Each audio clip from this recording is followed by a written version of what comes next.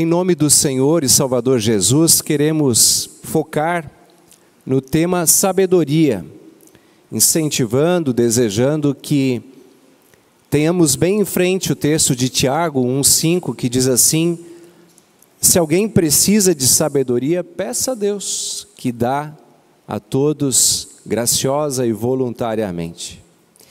Eu quero trazer esse incentivo, esse desejo de pensar, decidir e agir com sabedoria. A base bíblica é aquele texto, o primeiro que o pastor Reinaldo leu, que conta a história de quando Salomão teve a oportunidade de fazer um pedido diante de Deus e pediu coração compreensivo, pediu sabedoria. O Salomão ali, ele está bem no início da sua jornada, ele está iniciando o seu reinado, um início de um ciclo. Impreterivelmente todos nós estamos sempre começando novos ciclos. Um novo dia é um novo ciclo, mas um novo ano é sempre especial. Um novo ano é sempre uma marca para a gente fica pensando, projetando, é um ciclo. A gente imagina, reflete sobre esse ciclo, sobre essa jornada. E nesse sentido é válido pensarmos nesse pedido, o pedido por sabedoria. Você já pediu sabedoria entre os pedidos do ano novo? Às vezes nós fechamos olhos e pedimos coisas. Você pediu sabedoria? É bem curioso que tem várias superstições ligadas ao ano novo. Uma das mais, talvez, conhecidas é a questão das cores. Eu acho que a maioria conhece, né? Se fala do amarelo para quem pede riqueza, prosperidade, né?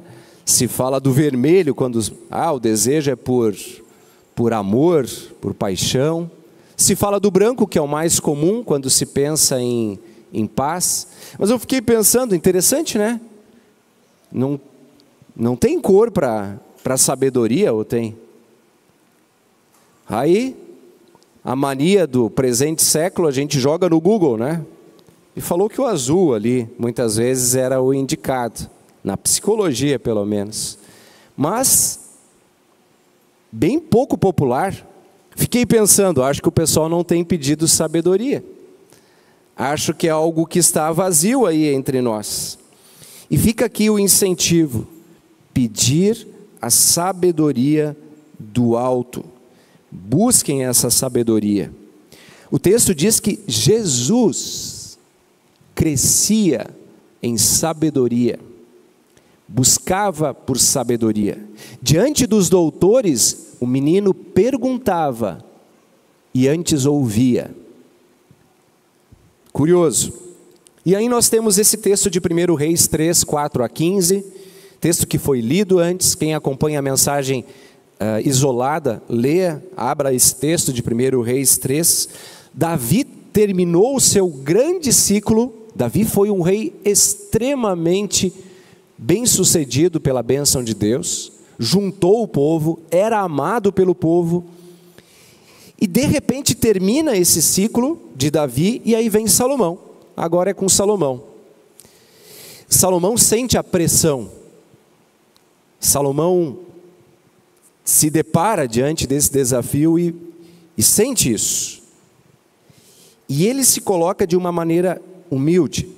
O versículo 7, o final do 7 diz assim: não sei como agir. É uma tarefa grande demais para mim, não sei como agir. Essa é uma palavra importante, uma confissão de pequenez. Não sei como agir, não vou me basear na minha própria sabedoria, não sei como fazer. Depois ele diz: teu servo está no meio do teu povo. Perceba, Salomão não diz assim: eu, o rei, estou no meio desse meu povo e eu não sei como. Não, ele diz: teu servo não sabe como agir para cuidar do teu povo. Essa era a reverência de Salomão. Ele diz: a minha tarefa é cuidar do teu povo, para o benefício do teu povo. Isso é algo que devemos nos apontar e focar nesse texto. E aí ele diz essa oração: me dá um coração compreensivo. Até achei interessante que eu abri assim, li, e não encontrei a palavra sabedoria, a gente sempre usa ali, ele diz, não, me dá um coração compreensivo para cuidar bem do teu povo, ó Deus. E aí, assim, quando a gente lê textos, a gente lê o texto, às vezes nos chama a atenção uma coisa, às vezes nos chama outra. Dessa vez, esse texto me chamou a atenção no seguinte, o versículo seguinte diz assim, que Deus, presta bem atenção, diz que Deus se agradou, ficou feliz com o pedido de Salomão. Sinceramente, sempre fiquei pensando assim, Deus ficou feliz porque, afinal, sabedoria é melhor do que pedir essas outras coisas. É mais bonito. Bom, Deus ia se agradar. Mas eu fiquei pensando, me parece que implícito no texto está um pedido para cuidar do povo. Me dá sabedoria para cuidar do povo. Deus conhece as intenções. A gente poderia burlar muito bem dizendo assim, ó Deus, me dá sabedoria porque daí, eu vou bombar no meu trabalho. Me dá sabedoria porque daí eu vou enriquecer. Me dá sabedoria que eu vou me dar bem na vida. Bom, uma palavra externa, uma intenção contrária. O texto está implícito essa questão de Salomão querer ajudar o povo. E isso agradou diante de Deus. E aí, como usa-se uma expressão mais gaúcha, de lambuja, ele deu todo o resto. Já que me pedisse isso, de brinde, eu te dou riquezas, poder, domínio. Claro que a gente vai pensar que com sabedoria se alcança isso, mas tudo vem da mão de Deus. A sabedoria, de fato, é uma coisa assim, que de vez em quando a gente tem que pensar e tentar dizer para entender melhor. O que eu quero dizer? Não sei se já passou com vocês, quando alguém pergunta uma coisa, às vezes uma criança, às vezes um jovem, pergunta algo para a gente, e a gente sabe o que é, mas como é que fala mesmo isso? A gente não consegue distinguir em palavras. Quanto melhor a gente conseguir distinguir também em palavras, melhor a gente compreende, melhor a gente aprofunda. Isso faz parte da meditação. Não sei se vocês repararam, o Salmo 119 diz assim, eu medito nas tuas palavras. Meditar é a gente pegar uma coisa que a gente já sabe, mas aprofundar mais, compreender ainda mais. Porque com essas raízes profundas, nenhum vento forte de dificuldades derruba. Grande problema do presente século é a superficialidade. Isso eu já vi. Isso aqui eu já sei. Não se aprofunda. A sabedoria busca uma compreensão tão grande que a estrutura, a programação, como se a gente pensa nas programações digitais, a programação está pronta para responder rápido. Não é tipo aquele computador que a gente clica e tem que esperar 1 minuto até trabalhar. Não, ele vai rápido, ele está pronto. A inteligência são raciocínios, até rápidos, mas a sabedoria é aplicar isso em outras diferentes circunstâncias. E nada como a gente lidar bem com o tempo para perceber o dom da sabedoria.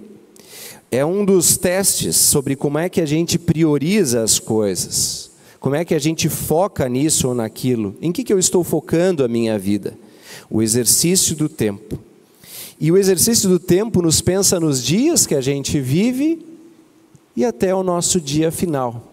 A sabedoria é viver bem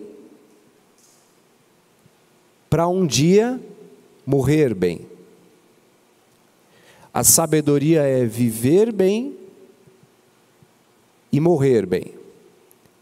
Cantamos em canções populares, é preciso saber viver, mas também é preciso saber morrer. E esse dia derradeiro se torna bem-aventurado na sabedoria que vem do alto.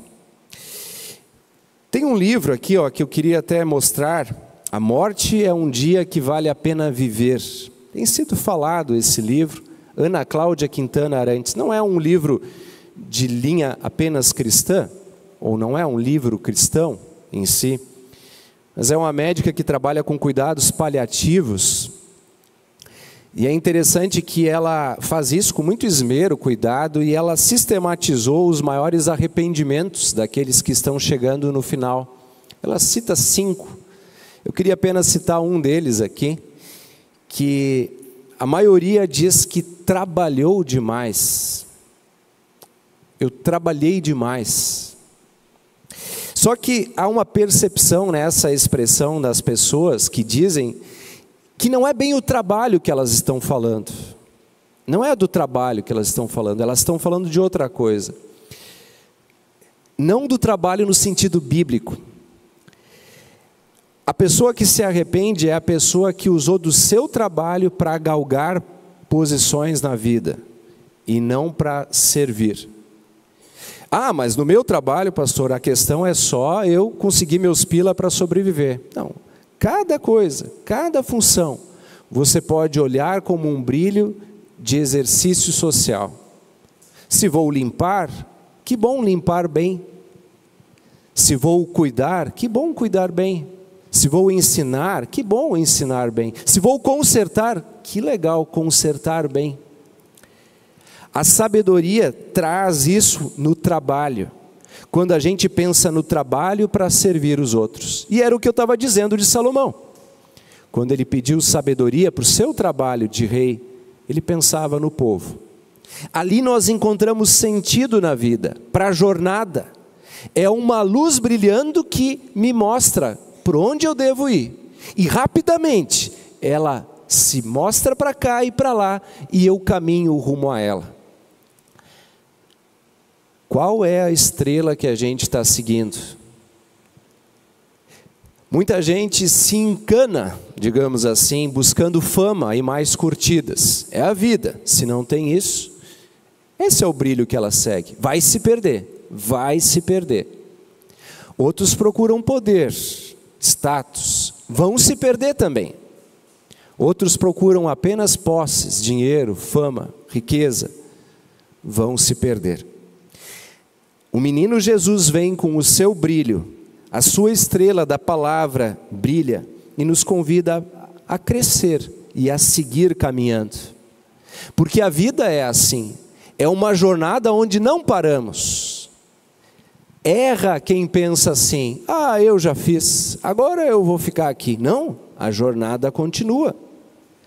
A caminhada continua. Talvez os passos mais lentos, mas a sabedoria é continuar até aquele dia derradeiro. Cristo cresceu em sabedoria. O verdadeiro homem, verdadeiro Deus, em Jesus, seguiu para a sua vida de serviço e de trabalho até a cruz. E fez-se um presente.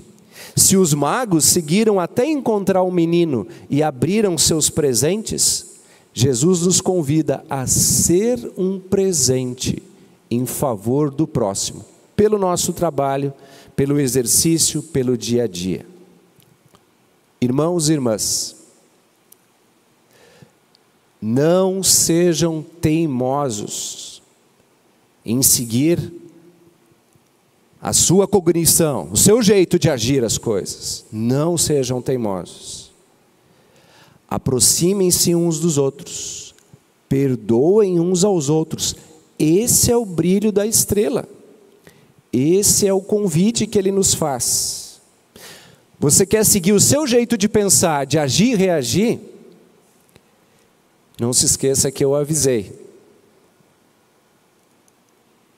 A luz da palavra, ela ilumina, ela dá paz e ela nos dá a alegria de chegar no destino certo e nos sentir com a paz que excede o humano entendimento. Porque o Deus que derrama sabedoria, derrama perdão, paz, bênção e de lambuja, de brinde, nos dá todas as outras coisas. Que a gente continue nesta jornada e nesta sabedoria. Amém.